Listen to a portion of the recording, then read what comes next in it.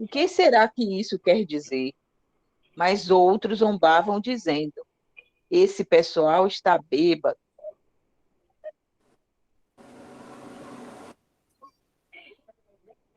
Senhor, graças a Deus. Oh, Senhor, desculpe, né? Graças a Deus. Palavra do Senhor, né? Graças a Deus. Isso. Qual é a frase, ou qual é a mensagem, ou o parágrafo que mais vocês se identificaram aí? Eu acho que o 4, né, onde diz assim, todos ficaram cheios do Espírito Santo e começaram a falar em outras línguas, de acordo com o poder que o Espírito Santo dava a cada pessoa. Eu acho que esse é o... Uhum.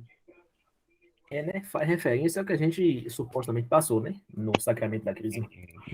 Exatamente. Da ideia ser justamente essa, né? Da vinda do Espírito Santo.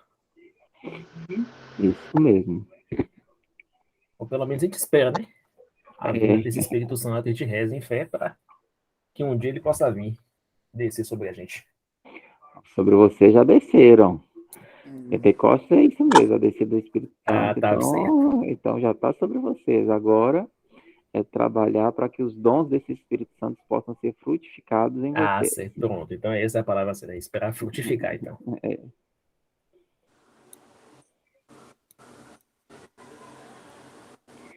E esse texto ele é muito emblemático para toda a nossa igreja, porque ele se dá como início fundacional da nossa Igreja Católica Apostólica Romana. Porque a partir da descida do Espírito Santo, que os apóstolos eles ganham a força do Espírito Santo e saem em missão. Eles começam a pregar. Começam nesse momento, porque Jesus subiu aos céus, né? Na sessão do Senhor. E aí ele manda o Espírito Santo. Quando ele manda o Espírito Santo, é para que esse espírito de amor permaneça, esse espírito de Jesus permaneça entre eles, e aí os apóstolos ganham força para poder pregar o evangelho, para sair falando de Jesus, quem é esse Jesus, e aí vão se fundando todas as igrejas, né? Igreja de Jerusalém e as outras mais próximas, até se expandir com Paulo. Então, é muito importante que a gente tenha claro que é a partir daí e com Jesus, porque Jesus é o fundador principal. Por isso, quando ele diz a Pedro, tu és Pedro, e sobre essa pedra eu construirei a minha igreja. É nesse instante que ele faz a promessa da realização da sua igreja, que é a nossa igreja, que é a igreja primeira do mundo, é a nossa, a cristã, né? A primeira igreja cristã é a nossa. Enquanto Igreja Católica Apostólica Romana, nós somos a primeira, a primaz, porque as outras foram todas sendo originadas, mas nós não, nós originamos realmente dessa vontade essencial de Jesus. E aí, por isso que coloca em Pedro, sendo o primeiro Papa, porque ele toma essa voz e coloca sobre Pedro, que é pedra, né, eu construirei a minha igreja. Ele será o Papa, o primeiro Papa dessa igreja. E a partir daí vai se desenvolver todo o nosso processo histórico de fundação de igreja, que é a nossa Igreja Católica Apostólica Romana, né? Que aí a partir daí vai se desenrolar, vai se estruturar, né? E passar por todo o processo que a gente está vivendo hoje, até hoje, né? Teve divisões, etc., que a gente já viu isso no encontro nosso, né? Sobre a igreja, né? Então, ele passa por esse processo todo e se funda em Cristo, através da força do Espírito Santo nesse dia de Pentecostes. Por isso que é importante receber sempre o sacramento da Crisma nessa data de Pentecostes, porque é essa descida do Espírito Santo sobre cada um de vocês, sobre cada um de nós, para irmos em missão. Agora vocês assumiram uma missão para a igreja, né? Vocês disseram para a igreja, nós, depois de prepararmos esse tempo todo, nós estamos prontos para assumir a sua igreja, Jesus Cristo. Então agora nós vamos trabalhar por essa igreja. Nós vamos estar aqui disponíveis naquilo que o Espírito Santo nos guiar, nos frutificar no seu espírito, por isso que é os 7 dons do Espírito Santo, aquilo que nos frutificar, nós vamos nos colocar à disposição dentro da nossa igreja, dentro dessa igreja, para que ela possa crescer e ser cada dia mais de Jesus Cristo. Então, por isso que eu escolhi esse texto exatamente para que a gente pudesse ter essa noção que nós participamos de uma igreja que realmente é primeira, que é viva e que alimenta a nossa fé em busca de um aprimoramento e ajuda de outros para que participem também dessa mesma fé. Né? Alguém quer mais completar alguma coisa?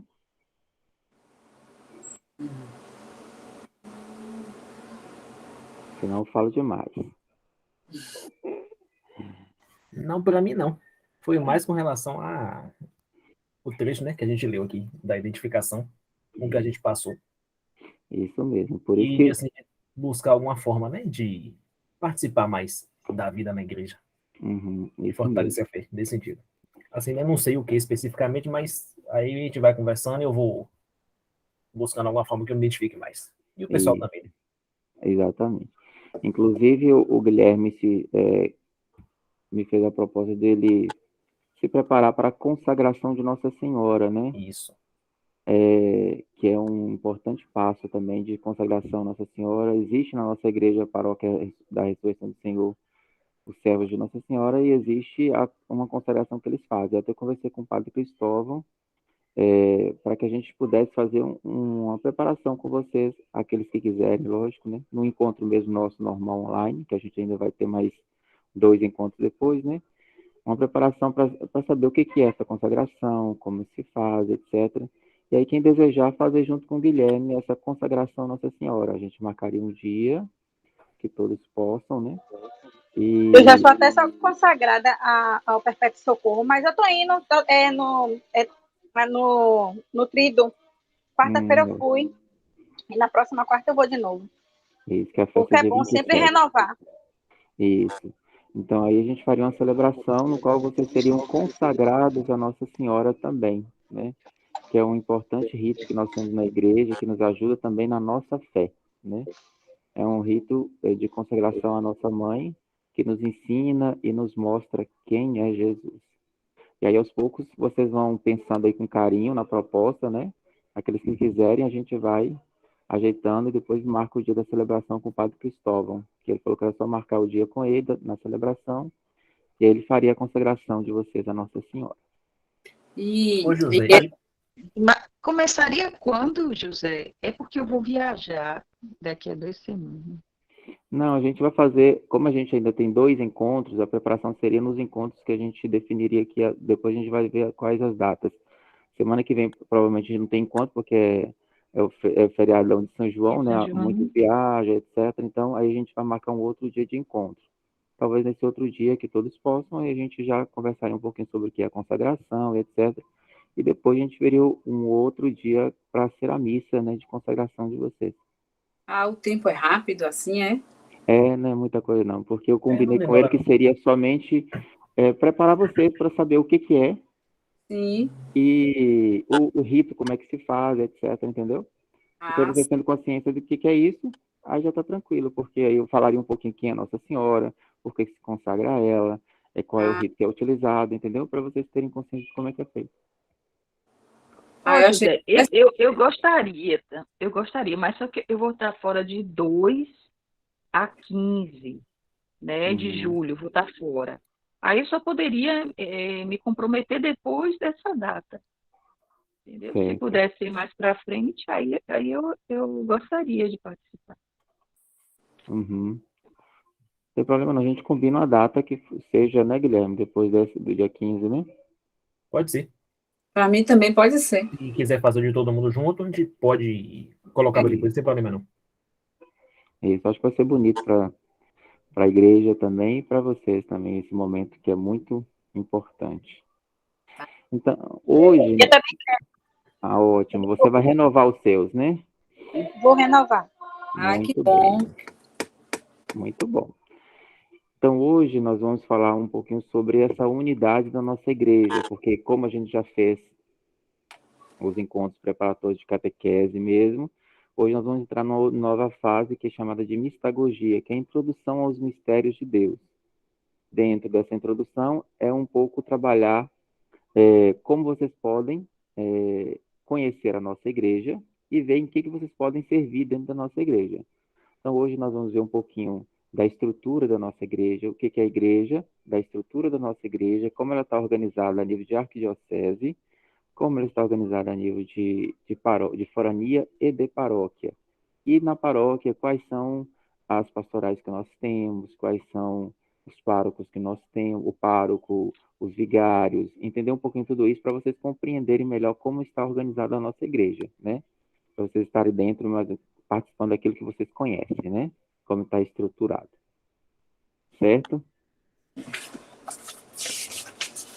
Certo.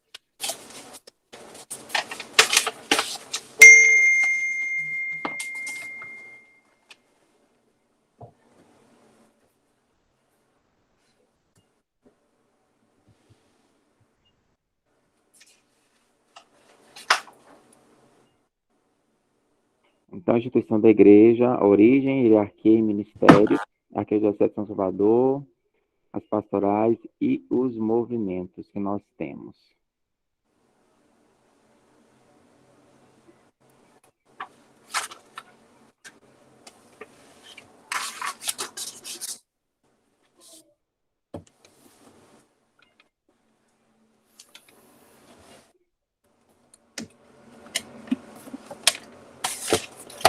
Vou tirar o som aqui porque eu coloquei um bendito som na apresentação.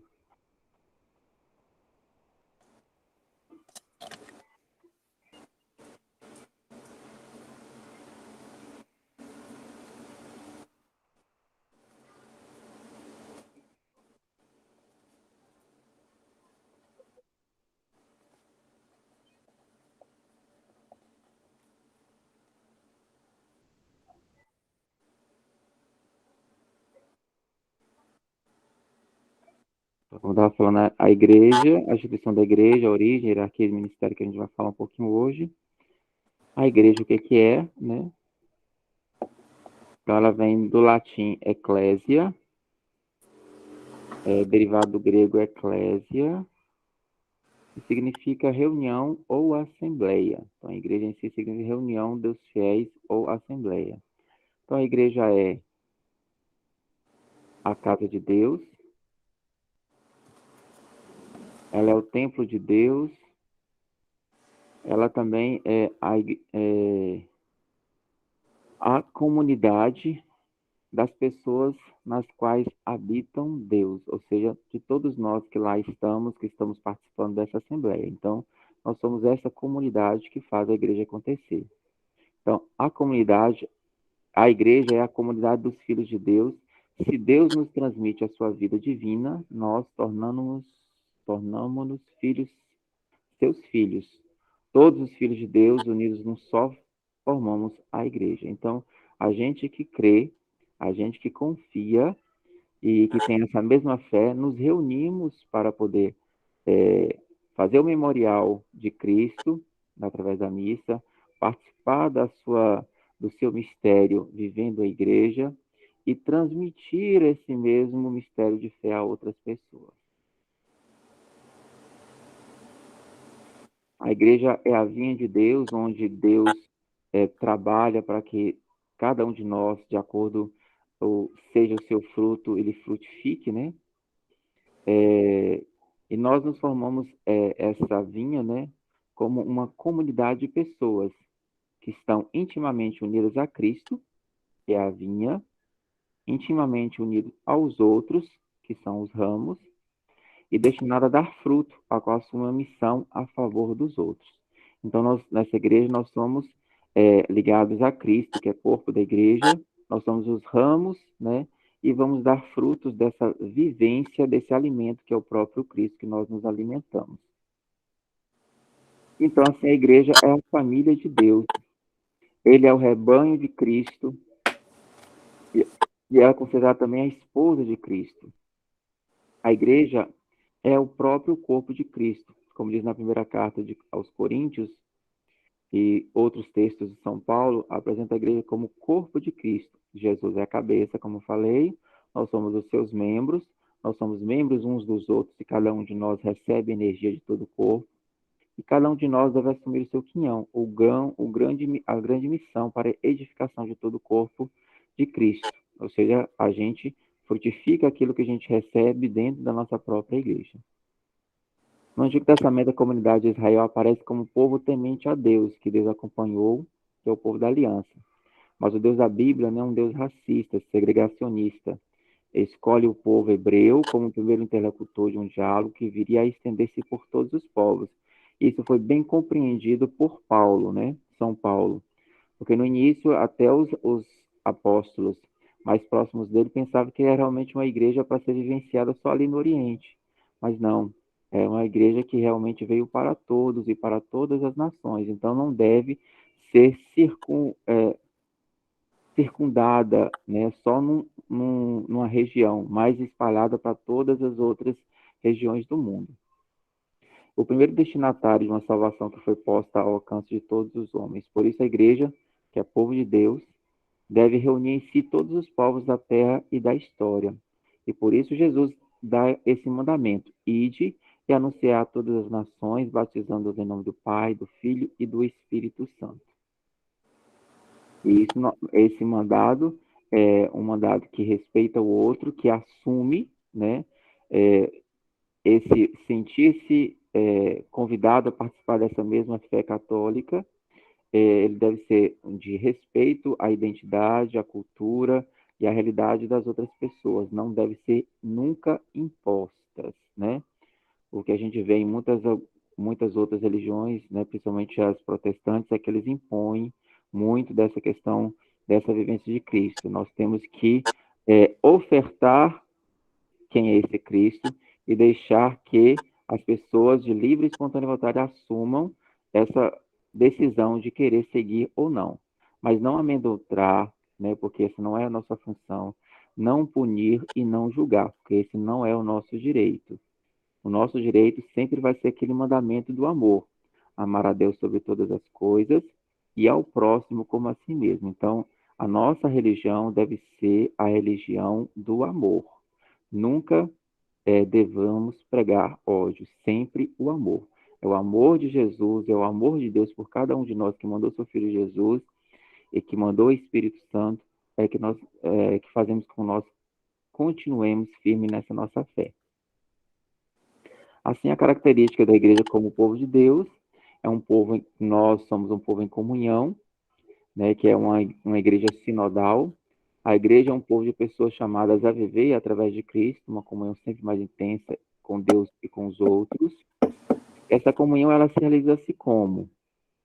Seguindo Cristo como discípulos fiéis e permanentes, amando a Deus mais que tudo, mais que todos e mais que a si mesmos, amando-nos como Cristo nos amou, escutando, assimilando e vivendo a palavra de Deus, sentando-nos juntos à volta da mesa eucarística, estando unidos aos ministros da igreja, esforçando-nos por alegrar sempre mais os horizontes da comunhão, de modo a convergir o mais possível de pessoas. Assim, portanto, os que não estão em comunhão com Cristo não podem ser igreja, né? Ou seja, só as pessoas que estão em comunhão com este Cristo é que podem ser igreja. Quem não estiver, não é igreja. É um povo que caminha em missão, né? Nós vivemos muito nesse período agora, que a igreja e o Papa pede que a gente reflita sobre a igreja sinodal, que é comunhão, participação e missão. E para o terceiro milênio, nós queremos, como o Papa quer, uma igreja que seja sinodal, que caminha junto, que tenha essa comunhão, que tenha essa participação e também viva essa missão, né, que é a sua missão primeira, é de anunciar o Evangelho. É um povo a caminho da santificação. Nós estamos nesse processo, né, de nos santificar para melhor servir a Cristo.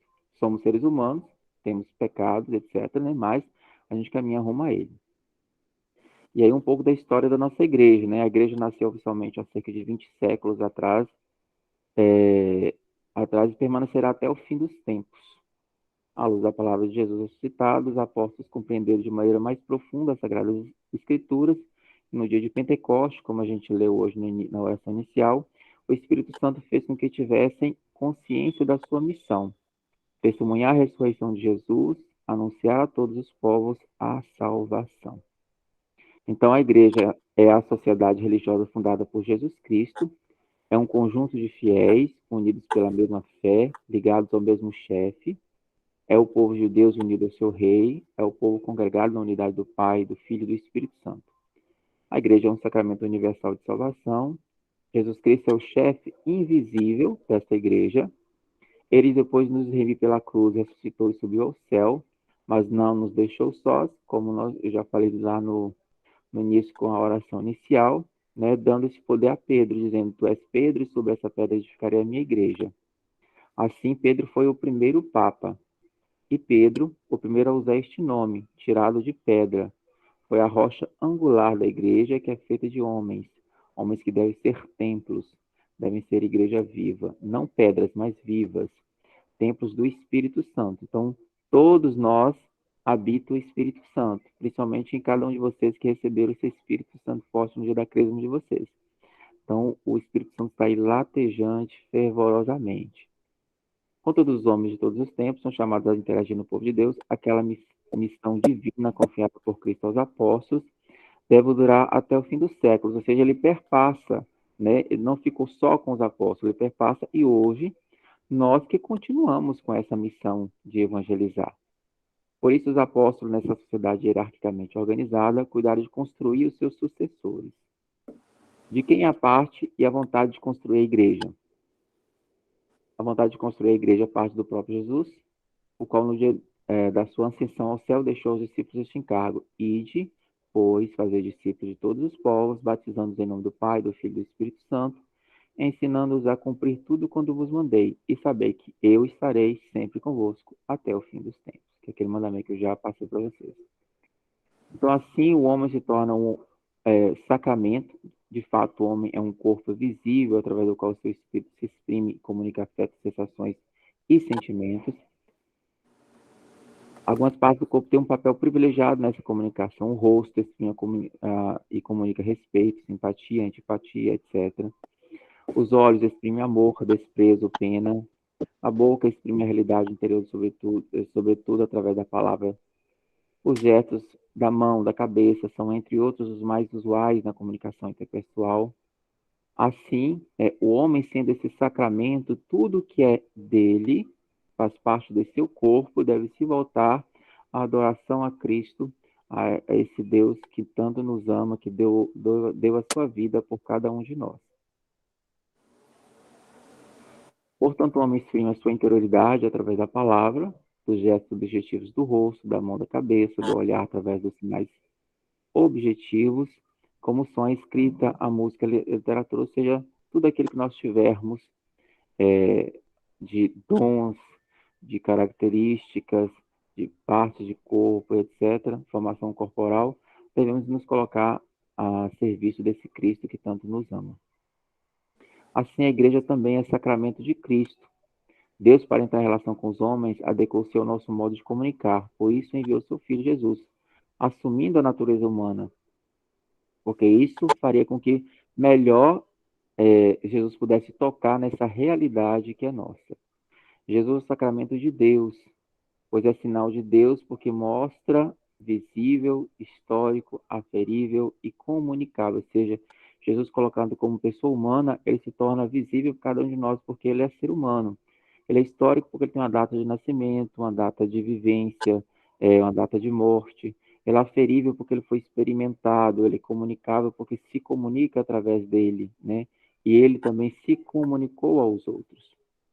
Logo, ele é sinal eficaz de Deus, pois ele é Deus, ele próprio é Deus.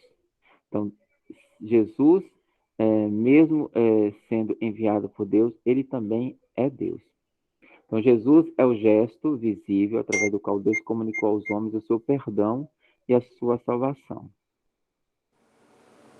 O dia da ascensão em que Jesus voltou para o Pai, concluiu sua experiência terrena para continuar sua obra de salvação, deixou a igreja. A salvação vem, portanto, de Jesus através da igreja.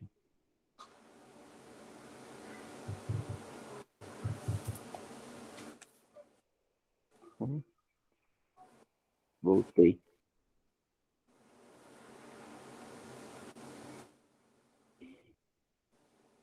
Então, a igreja é sacramento de Cristo, que significa sinal eficaz, sinal porque comunica uma realidade através de um sinal, palavra, através de um gesto.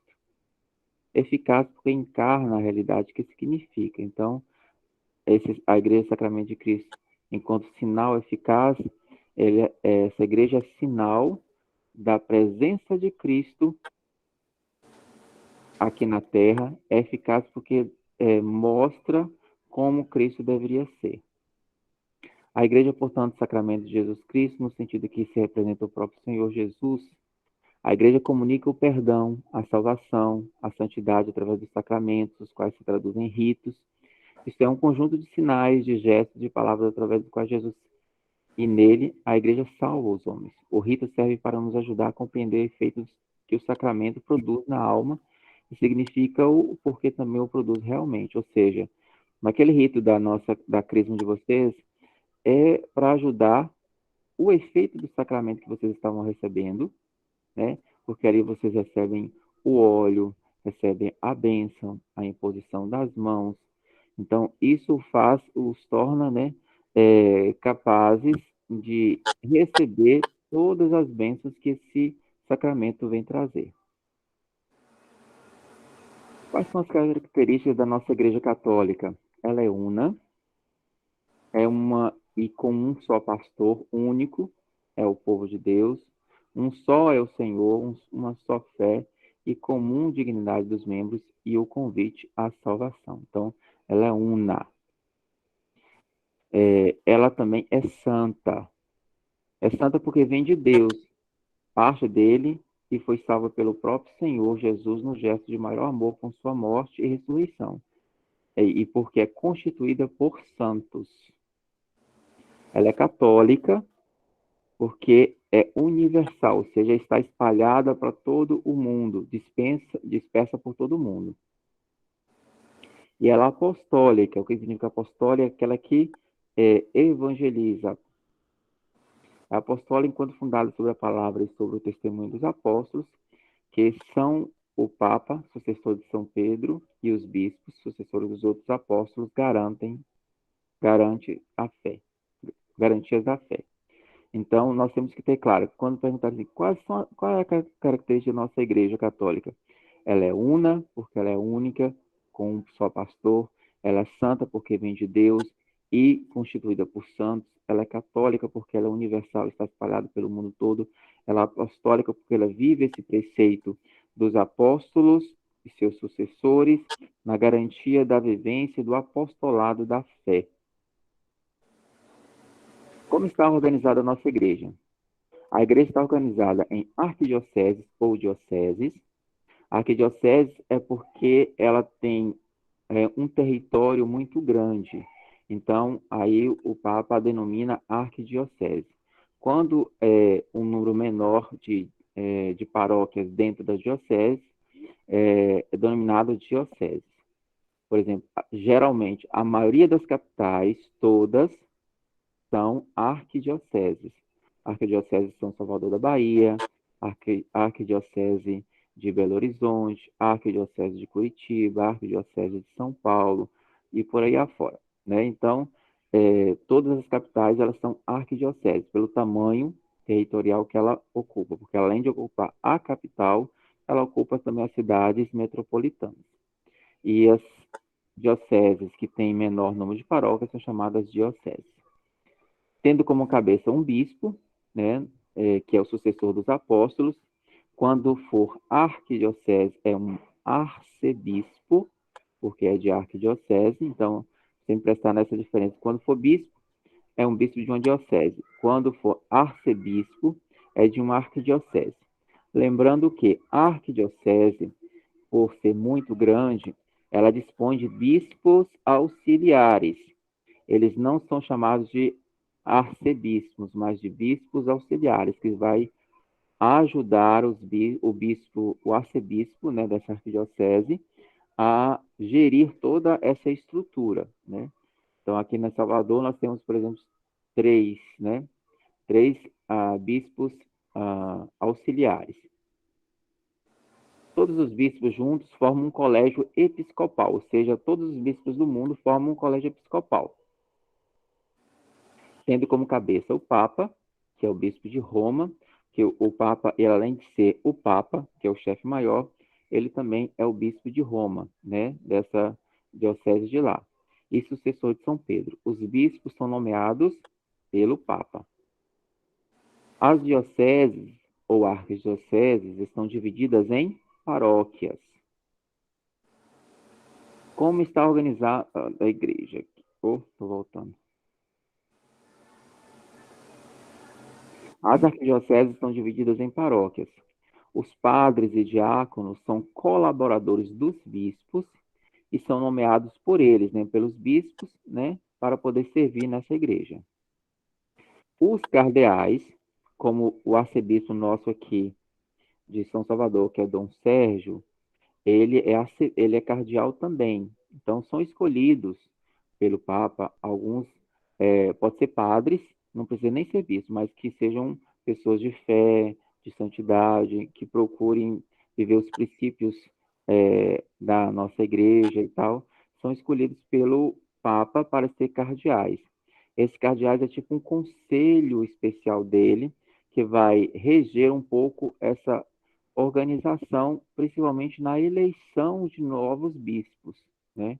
Então, o Papa sempre vai ouvir os cardeais em diversos momentos, mas, sobretudo, na eleição de novos bispos, ele é convocado para essas escolhas.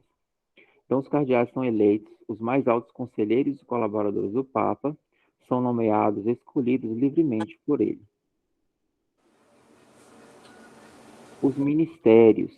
Na igreja, há um lugar para todos, porque todos são chamados desde o batismo a assumir a missão profética, sacerdotal e real que é própria de Cristo, com base nos próprios carismas.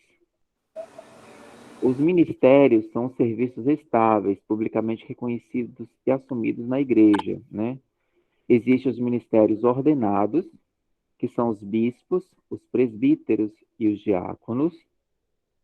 Eles recebem essa ordenação através de um rito próprio para isso, não são destituídos dele, pode até suspender a sua execução, mas eles continuam sendo. Então, uma vez ministro ordenado, sempre será ministro ordenado.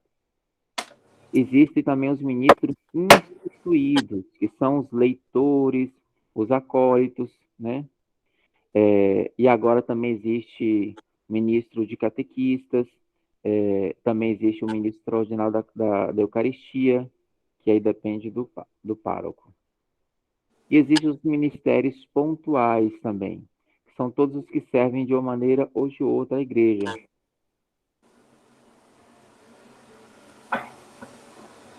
Como é que está organizada a paróquia? Primeiro, entender o que é paróquia, né? O termo deriva do grego paróikia, que é paro mais oikos, isto é, a casa provisória do forasteiro, significa, portanto, uma demora temporária. De fato, para os cristãos é uma comunidade de passagem.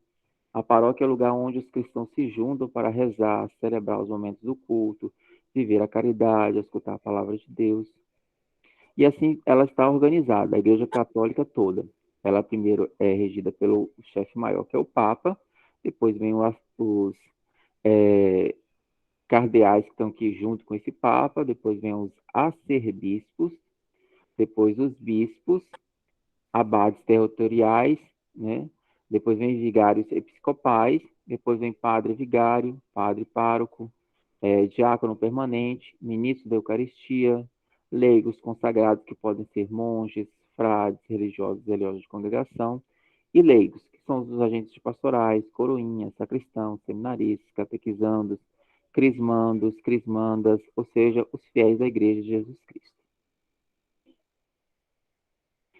E dentro da organização da Igreja, nós temos o alto clero, com o Vaticano, né, lá no Vaticano, que está o Papa e os cardeais. Depois vem o clero secular, nas dioceses ou arquidioceses, com bispos, diáconos e presbíteros. E tem o clero regular, que são as paróquias, onde estão os padres, os monges e também as ordens. O Papa é o chefe do Supremo da Igreja Católica Apostólica Romana, e além de Supremo Pontífice da Igreja, é soberano do Vaticano. Ele acumula os títulos de Bispo de Roma, Primaz da Itália. Quando se fala primaz, porque é o primeiro, né? Então, o primeiro foi lá, então permanece lá. Tanto como aqui em Salvador também, o arcebispo Dom Sérgio é arcebispo primaz do Brasil, porque aqui foi a primeira arquidiocese. Então, por isso que ele tem esse título também. Então, o Papa é primaz da Itália, arcebispo e metropolita da província romana e patriarca do Ocidente. O cargo de Papa é vitalício, eleito pelo Santo Colégio dos Cardeais reunidos em Roma, e é o único cargo hierárquico que se manteve desde os dias do Império Romano. A denominação cardeal apareceu no século VI e tem o significado de superior eminente, de colaboradores e conselheiros imediatos do Papa, e servem como enviados, chefes de congregações e tribunais da Cúria Romana, ou seja do administrativo papal da Cúria Romana, ou seja, do chefe maior lá, que é o nosso Papa.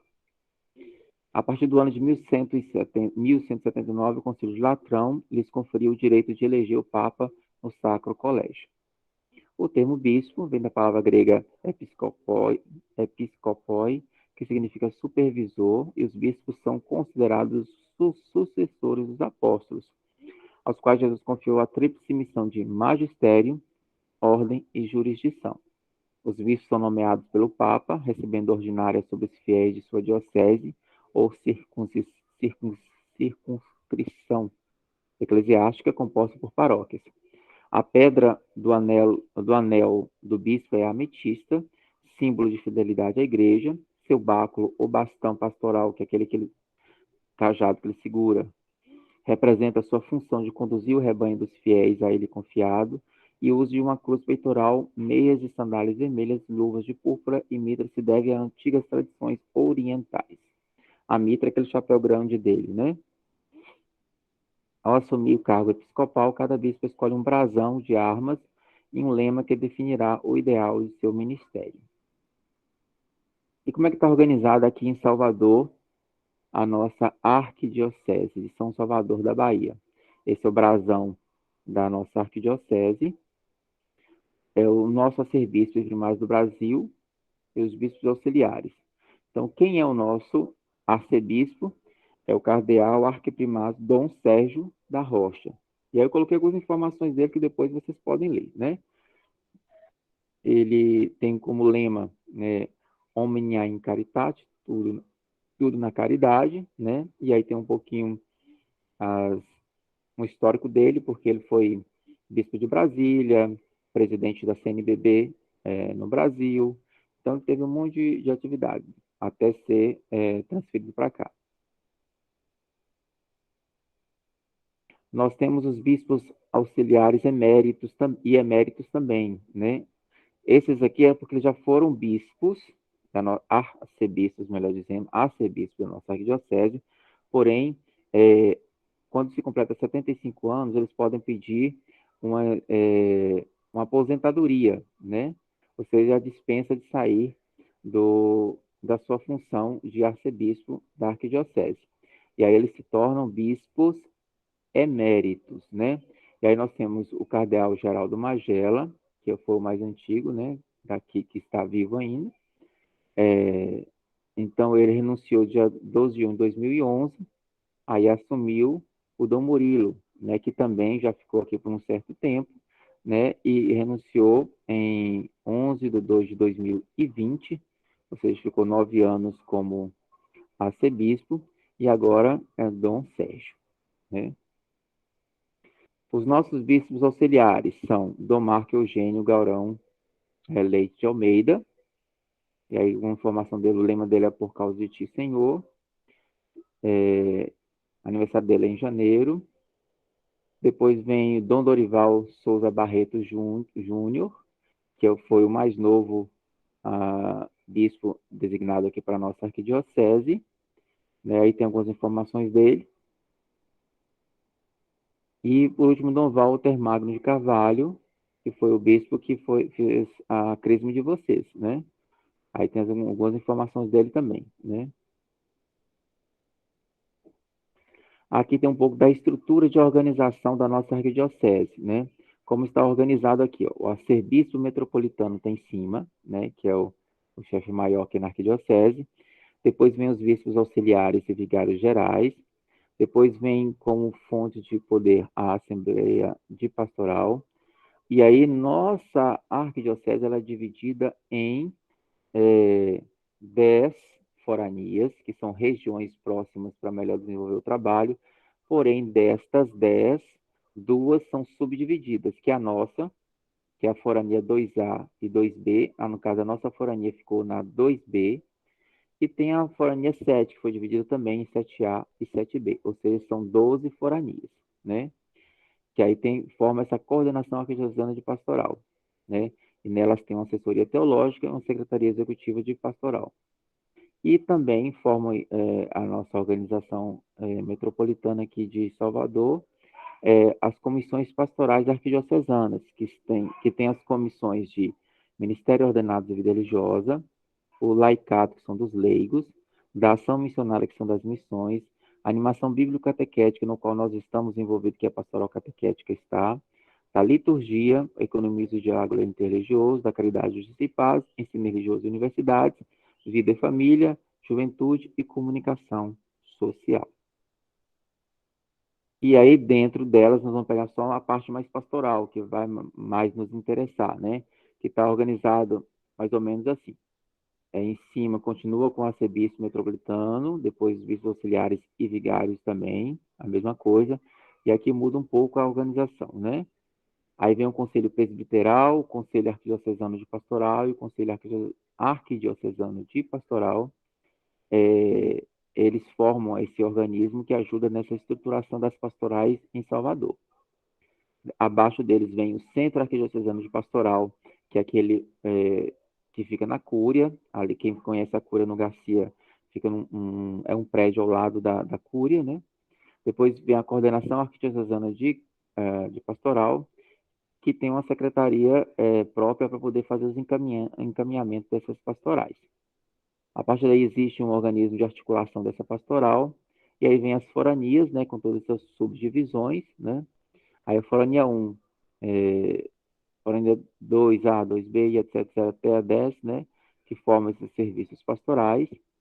Dentro desse abaixo, ou dentro, ou em meio a tudo isso, né, acontece sempre os serviços arquidiocesanos, as pastorais de SEBs, a CAMEP, que é o Movimento de Ações e Serviços Eclesiais, o COMID, que é a Infância de Missionários e Centros, o COID, que é a Ordem Terceira de Irmandades e Devoções, o de Vida Consagrada, Novas Comunidades, Colégios Católicos, né? Então, a partir daí, forma todos esses organismos, né?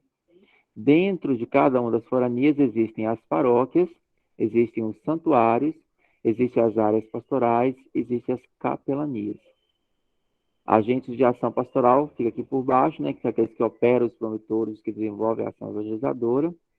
Depois vem os lugares, ambientes e grupos onde acontece a ação pastoral evangelizadora, que são nas categorias sociais, das entidades, nos ambientes, nos territórios das paróquias, nas escolas, no mundo do trabalho, nos novos aerópagos, ou seja, nos novos locais de missão, grupos humanos, instituições, hospitais e penitências, ou seja, tem vários locais para se agir.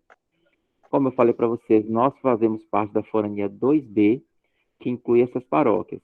Cristo Redentor, que fica na Chapada do Rio Vermelho, o Divino Espírito Santo, que fica no Alto das Pombas, a Paróquia Ressurreição do Senhor, que é a nossa, Ondina, Santana do Rio Vermelho, que é aqui no Rio Vermelho, Santa Cruz, que é na Federação, Santo André, que é no Nordeste Amaralina, São Brás, que é na Federação, São João Batista, que é na Vasco da Gama, e São José de Amaralina. Ou seja, são 9 paróquias que compõem a nossa forania.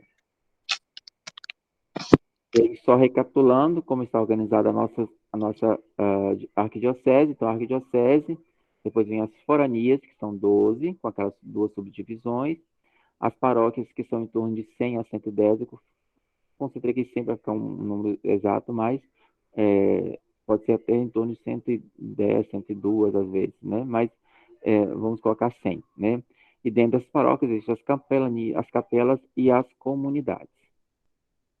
E aí um pouquinho da nossa paróquia, né? Que eu coloquei também um histórico da nossa paróquia para vocês conhecerem como é, é organizado também a nossa paróquia, mas também um pouco dessa história para que vocês possam conhecer a paróquia em que vocês estão, né?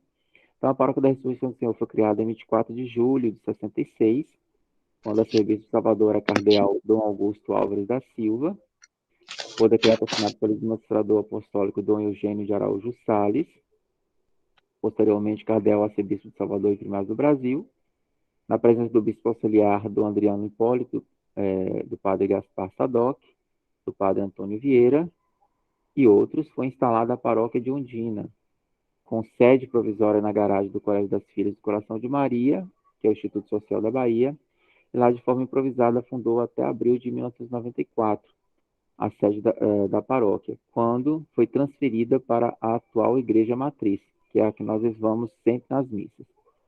Então era lá no Colégio das Irmãs lá e depois foi transferido para o local onde nós estamos agora. Muitos deram sua contribuição para chegarmos à matriz, que hoje temos consagrada no dia 16 de dezembro de 2000. Então, ela foi consagrada nesse dia, pelo Dom Geraldo Magela. A nova paróquia foi confiada aos missionários redentoristas da vice-província de Recife, Padre Canísio Grutti e Paulo Speckbrink, contando com o apoio das Irmãs Filhas de Coração de Maria.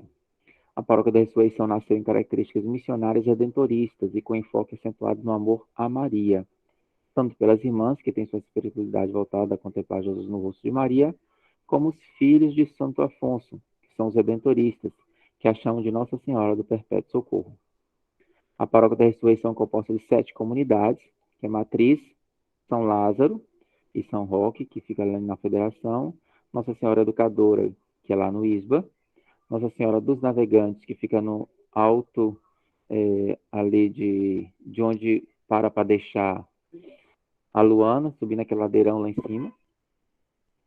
Nossa Senhora do Perpétuo Socorro, que fica logo depois, seguindo essa mesma avenida, assim do lado, primeira rua, que é na Vila Matos. Né? Depois vem o Sagrado Coração de Jesus, que é onde é a comunidade de Luana. E depois vem o Imaculado Coração de Maria, que fica no Alto de Ondina.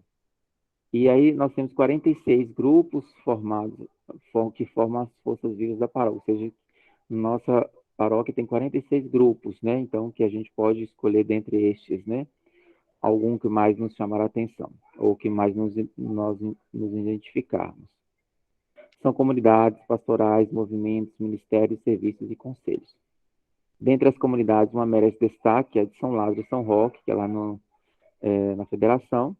Trata-se de um santuário antigo, construído pelos afrodescendentes em 1737, e a cada segunda-feira, uma multidão vindo dos mais diversos locais de Salvador e turistas expressa uma religiosidade com características bem baianas. Na nossa paróquia, nós temos o pároco, que é o Padre Cristóvão, como a Congregação dos Redentoristas, que eles pertencem é da vice-província da Bahia. Então, eles pertencem à Congregação do Santíssimo Redentor, que é redentorista, da província da Bahia. Então, eles pertencem a esse grupo e aí eles elegem, né, de tempos em tempos, uma pessoa para ser o pároco e vigários para poder formar uma comunidade dos redentoristas onde eles estão presentes, né? Tem que estar no mínimo 3 pessoas, 3 padres ali naquela comunidade.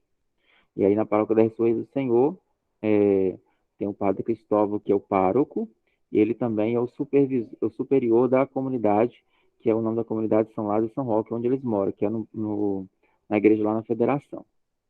Aí tem a data de nascimento dele e o nome de ordenação. Os nossos vigários paroquiais são o Padre Geraldo, que é o único brasileiro que nós temos na comunidade, e tem o Padre Adão Mazur, que é polonês também, né, e está aí de volta. Existiu o Padre Casimiro, mas ele está fazendo uma missão fora na África, né, então não volta por enquanto. Mas aí só coloquei os que estão aí, né, que são Padre Geraldo e Padre Adão, como vigário que ajuda o pároco Padre Cristóvão. E aí vem as pastorais, grupos e movimentos que nós temos em toda a nossa arquidiocese, né? Organizada, né? Tem vários estudos de catequese, PASCOM, Pastoral da Criança, Pastoral da Juventude, etc, etc, como eu já falei para vocês. E qual a diferença disso? O que é pastoral? A ação pastoral católica ou simplesmente pastoral é a ação da Igreja Católica no mundo ou conjunto de atividades pelas quais a Igreja realiza sua missão, que consiste primariamente em continuar a ação de Jesus Cristo. A palavra pastoral deriva de pastor, que era um elemento constante no mundo bíblico. A finalidade da Igreja Católica é evangelizar, ou seja, difundir os ensinamentos deixados por Jesus Cristo nos evangelhos e nos livros sagrados. Para que a Igreja possa fazer essa divulgação do Santo Evangelho, precisa ter um plano organizado, um projeto de evangelização que é distribuído por vários grupos e diferentes setores. Esses setores são chamados de pastorais. E essas pessoas que trabalham nessas pastorais são chamadas de agentes de pastoral, ou agentes de pastoral, agentes de pastorais ou agentes de pastoral. Toda pastoral exige em si mesma um objetivo, uma característica e uma necessidade, de forma que ela é constituída como necessidade primária na evangelização da diocese ou da paróquia. Portanto, pastoral é um serviço, uma ação, um trabalho desenvolvido pela Igreja. Não se resume em grupos de pessoas, mas em ação organizada e dirigida pela diocese e paróquia para atender determinada situação em uma realidade específica, né? Então, ela tem toda uma característica mais organizada, né? Uma pastoral é essencial na estrutura orgânica de uma diocese. Exemplos de pastorais que nós temos: pastoral da criança, pastoral da saúde, pastoral da educação, pastoral da juventude, pastoral da catequese, pastoral da comunicação, da sobriedade, do menor, da liturgia, pastoral familiar, carcerária e muitas outras. Em todas as pastorais existem pessoas com formação para exercerem o trabalho que elas correspondem. São coordenadas pelas dioceses, que promovem regularmente cursos e encontros de formação para que os agentes de pastoral possam trabalhar junto às comunidades com plena consciência do que estão fazendo e da finalidade do seu trabalho. Existem também os movimentos. Os movimentos católicos são grupos específicos, com organização específica, muitas vezes independente.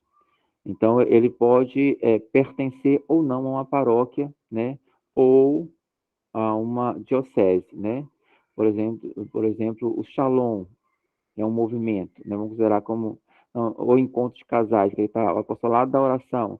Ele não pertence essencialmente a uma paróquia, mas ela tem uma organização toda independente e dentro das paróquias elas estão organizadas, né? E aí por isso que tem toda uma organização de cada um desses movimentos dentro de cada uma das paróquias. Assim, os movimentos nascem e se formam um contexto externo à igreja local, mas atua dentro da paróquia. É uma ação de leigos que pode envolver várias pastorais e serviços ao mesmo tempo.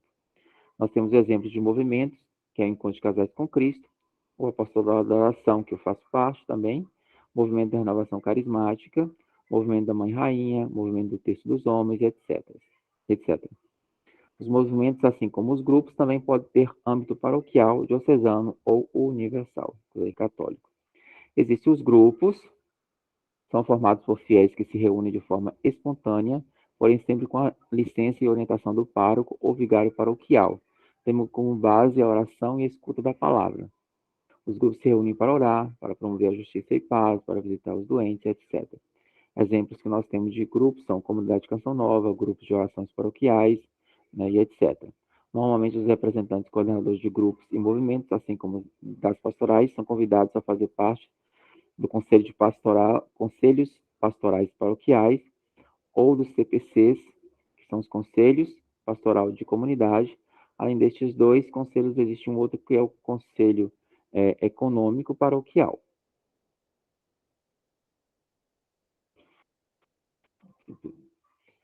Agora, depois de conhecer sobre as pastorais, o que fazer para vivenciá-las?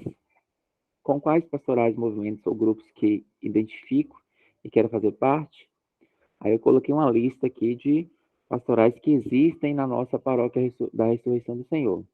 Tem a Comissão de Iniciação Vida Cristã, tem a Pastoral da Catequese com Crianças, Jovens e Adultos, que é a qual nós fazemos parte, onde vai ministrar batismo, Eucaristia e Crisma, Pastoral da Comunicação, Pastoral do Dízimo, Pastoral Familiar. E dentro da Pastoral Familiar tem os encontros de solteiros, separados e viúvos com Cristo, encontros de casais com Cristo, encontro do Bom Pastor, encontro de noivos. Tem um grupo de Santo Antônio, tem a Pastoral da Juventude, que inclui os Pequeninos do Senhor, Semear, Iluminar, Trilha e grupo de jovens, que Vem para Cristo. Depois vem responsáveis pela missa com as crianças junto com a pastoral catequética. E também tem a pastoral universitária, pastoral litúrgica, pastoral da pessoa idosa, pastoral social, pastoral da saúde, servos de Nossa Senhora do Perpétuo Socorro, Mãe Rainha, missionário redentorista leigos, mães que oram pelos filhos, renovação carismática, texto dos homens, apostolado da oração, oficina de oração e vida, equipe de grandes eventos, integração pequenos eventos, equipe de patrimônio, equipe de obras, lojinha de Nossa Senhora, Ministério da Comunhão, Conselho para Assuntos Econômicos Paroquiais e Conselho de Pastoral Paroquial.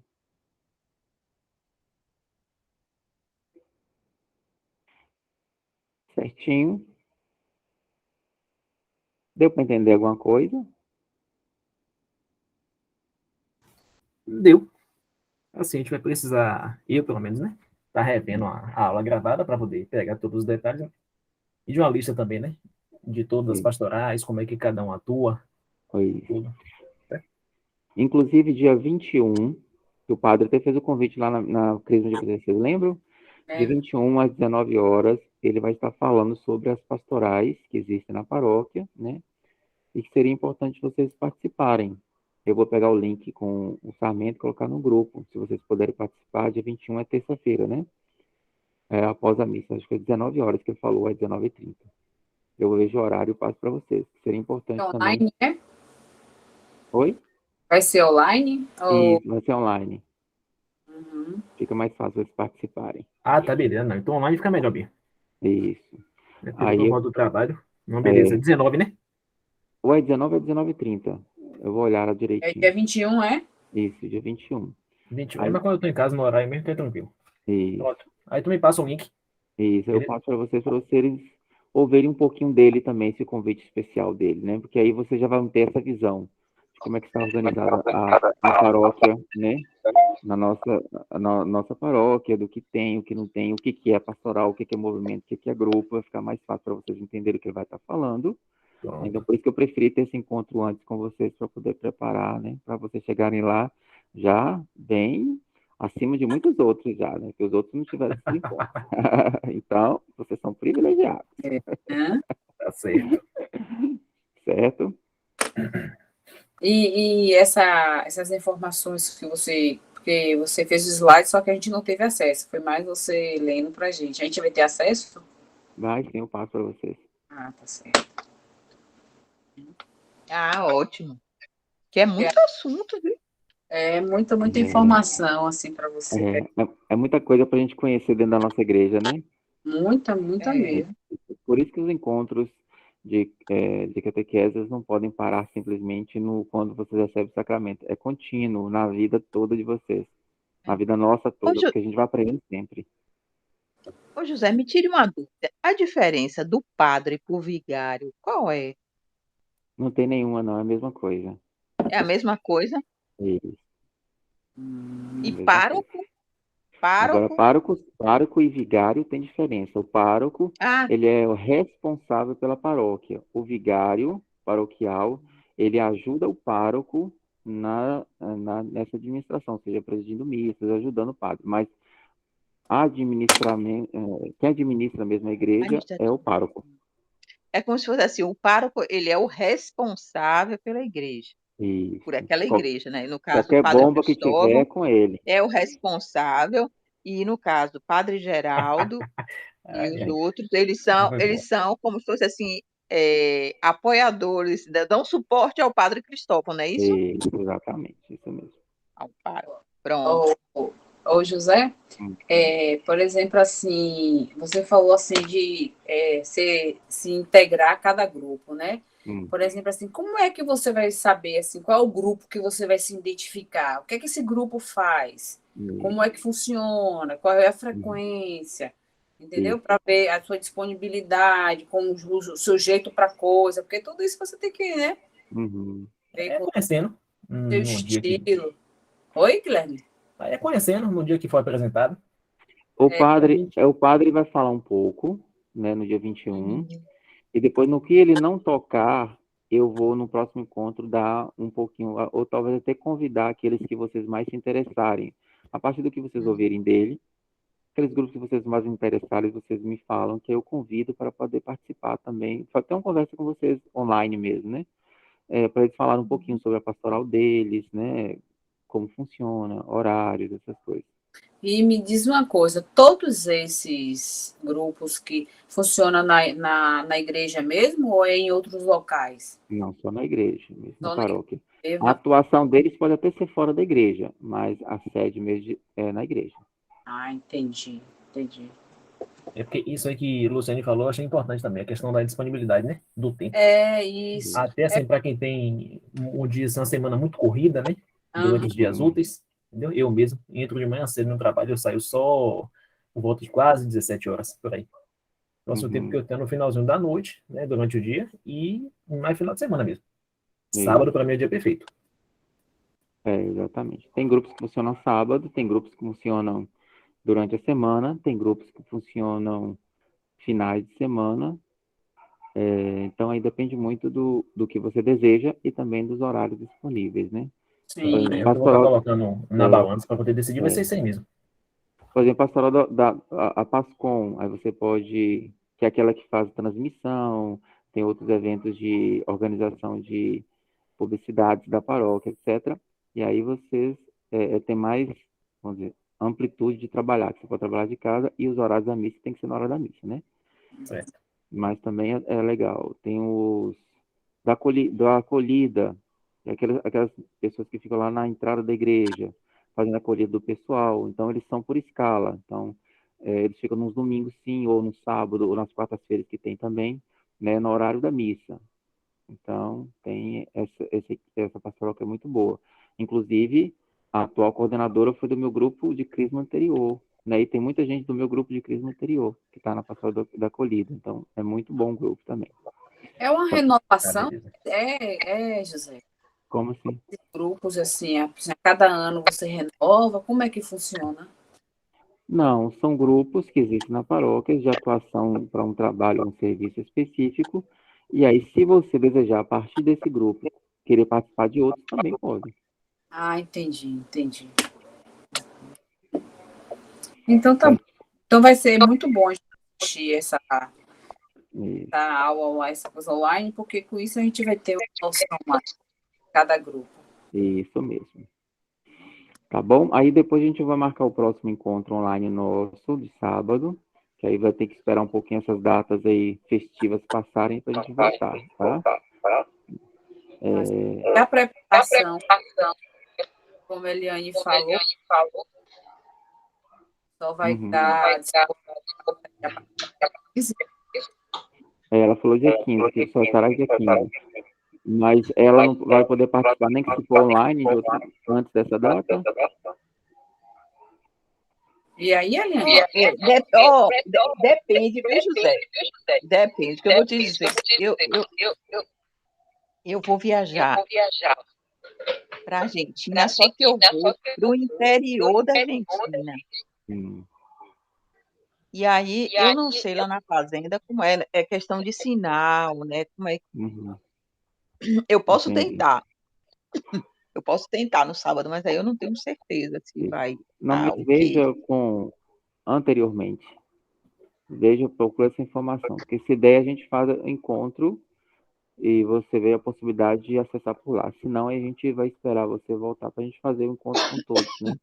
Se ficar faltando um ou outro, fica ruim. Né? Porque senão vai ter que repetir tudo de novo, ou então... Certo. Agora, no dia 2, você vai fazer dia 2? Dia 2 vai é que fazer dia? encontro? É um Dia 2 sábado. feriado. Não, é feriado, 2 de julho. Além de ser feriado, é o dia da nossa missa, né, gente? Vou lá falar. Pois é, eu vou estar viajando. Eu viajo nesse dia de manhã. Eu não vou estar aqui. Isso, então, dia 2 é a missa. Aproveitar, né? A missa da gente. Acabar, a gente não vai poder mais fazer leitura, né? Agora, vai ter que dar oportunidade a outra turma, né? Isso, mas eu vou ver com eles como é que eles vão organizar, porque antes era só minha turma que assumia, agora as outras turmas ficaram com inveja e querem também assumir, né? Uhum. Aí, Muito bem. Mas mesmo a gente não assumindo, acho que seria bom se a gente isso, tivesse o hábito de, pelo menos o nosso grupo que ficou assim muito próximo, a gente não também deixar acho, perder isso, entendeu? eu também acho, perfeito. Porque eu já fui para Eu tantas igrejas e eu nunca me senti tão vou acolhida, na respeito.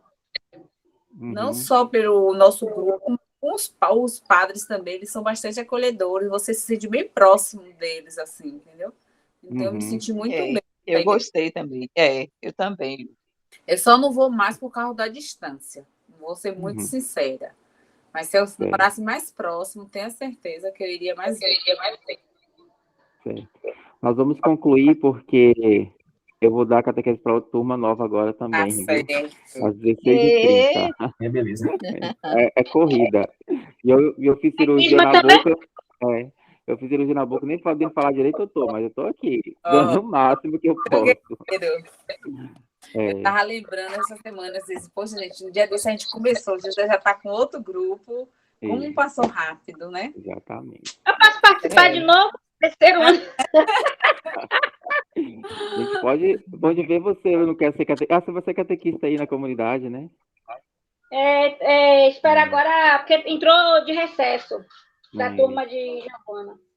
Aí entendi. só depois de São João. Exatamente. Então, a Giovana, ela já vai ser catequista lá na comunidade dela, ó. Quem Bom, quiser que ser catequista comigo também, me ajudar, também pode, viu? Que quiser fazer parte. ai, meu Se Deus. Eu quiser, eu tô aqui bem. vou te ajudar em quê, pelo amor de Deus? Sempre pode ajudar em algo. E todo conteúdo que ele tem, a gente tem no grupo, que é o Uhum. mesmo que Muito ele vai dar para o pessoal, só vai pegar. Quando ele vai estudar É, no dia, vai ser esse conteúdo aqui, estudei no dia da aula, pau. e não pesquisa suas aulas. viu que bom? Tá Ou certo. você tem que copiar, né?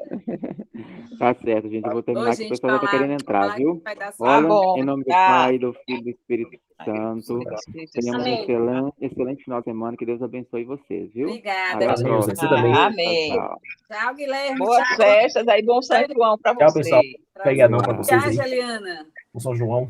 Tchau. Tchau, tchau. Tchau, Lu. Galera, tchau, tchau. Outra pessoa aqui. É do grupo. Sei lá, José. Tchau, viu? Bom Tchau, fim de tchau, semana. Guilherme. Marília, tudo bem? Oi, querido, tudo certo? E você, como está? Tudo jóia, graças a Deus. Eu estava terminando com a outra turma. Ah, tranquilo, eu percebi.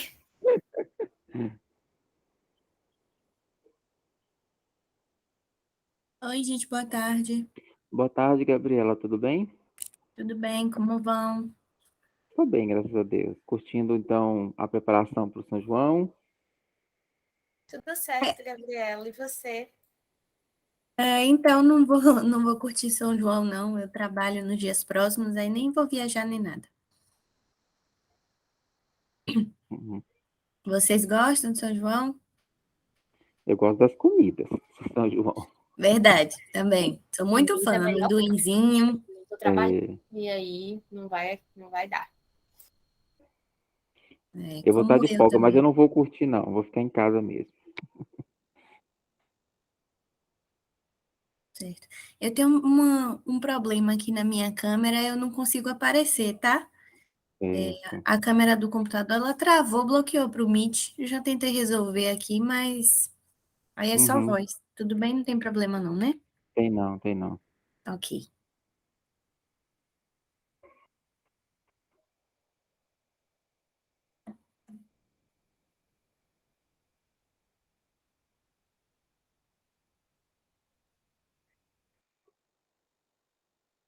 Boa tarde, Josiane, Joelza. Boa tarde. Oi, boa tarde.